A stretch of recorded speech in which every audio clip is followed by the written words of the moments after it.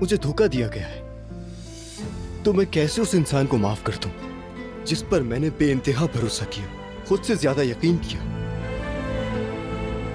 सोचें जरा, उन्हें जब भी देखूंगा उन दिनों को याद करूंगा जब हम भाइयों की तरह थे।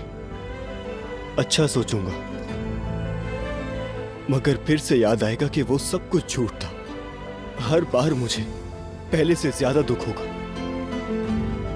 मेरी कमजोर तरीन हालत में जो कुछ भी मेरे साथ हुआ, मुझे वो बार बार याद आता रहेगा। अभी तक समझ नहीं आया। खुद से मैं बार बार पूछता हूं कि क्यों, आखिर क्यों, मगर कोई जवाब नहीं मिलता। सबब इतना बड़ा हो सकता है जो किसी को, खास तौर पर उस शख्स को जो तुम पर यकीन रखता है, तुम्हें भाई कहता है, उसे मारने का जवाब दे सके।